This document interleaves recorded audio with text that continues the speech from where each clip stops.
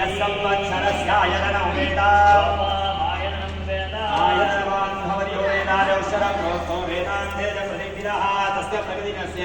यपरस्य महेश्वरः नमस्ते श्रवणविशेषणाय महादेवाय त्रयम्बकाय कालाय कालाग्ने रुद्राय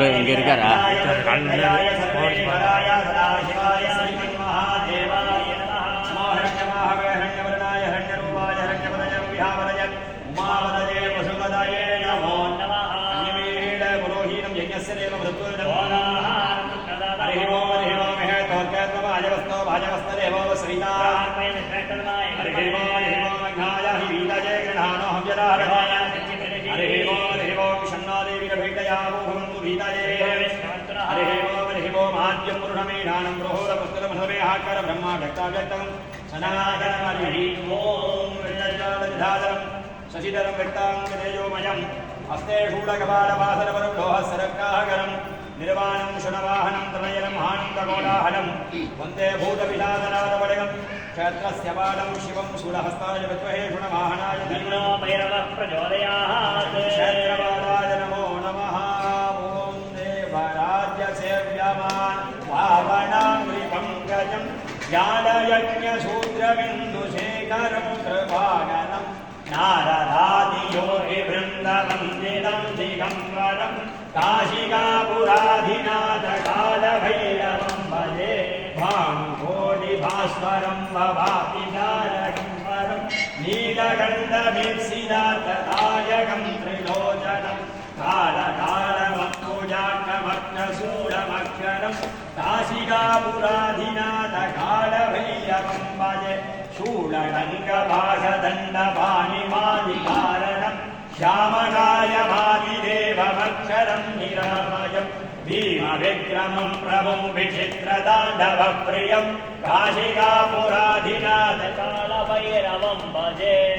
मुक्तिदायकं प्रशस्तचारुविग्रहं भक्तवत्सलं शिवं समस्तलोकविग्रहं विनिग्वनन्मनोज्ञहेमकिङ्गिणीनसत्कटिं काशिकापुराधिनाथकालभैरवं भजे धर्मसेतुपालकं धर्ममार्गनाशकं कर्मपाशमोदकं सर्वदायकं विभुं स्वर्णवर्णकेशवासशोभिराङ्गमण्डलं काशिकापुराधिनाथकालभैरवं भजे रत्नपादुकाप्रभातिरामपादयुग्महं नित्यमद्वितीयमेकदैवतं निरञ्जनं मृत्युधर्मनाशनं करालिलं प्रभूषणं काशिकापुराधिनाथकालभैरवं भजे अट्टहासभिन्नभद्मजाण्डकोशसन्निधि दृष्टिपादनट्टपापजालमुग्रशासनम् अष्टसिद्धिदायकं कपालिमालिकं तरं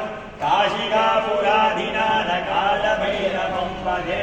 भूतसङ्गनायकं विशालकीर्तिदायकं काशीवासलोकपुञ्जपापशोधकं नीलिमार्गगोविदं पुरातनं जगत्पतिं काशिकापुराधिनाथकालभैरवं भजे काशिकापुराधिनाथकालभैरवं भजे कालभैरवाष्टकं पठन्ति ये मनोहरं ज्ञानमुक्तिसाधनं विचित्रपुण्यवर्धनं सोममोहनैन्यलोपगोपतापनाशनं ये प्रयान्ति कालभैरवाङ्घ्रिसन्निधिं ध्रुवं ते प्रयान्ति कालभैरवाङ्घ्रिसन्निधिं ध्रुवं ते प्रयान्ति कालभैरवाङ्घ्रिसन्निधिं ध्रुवम् देवराज्यसेव्यमानभावनाङ्घ्रिपङ्कजं ज्ञानयज्ञसूत्रबिन्दुशेखरं प्रभाकरम्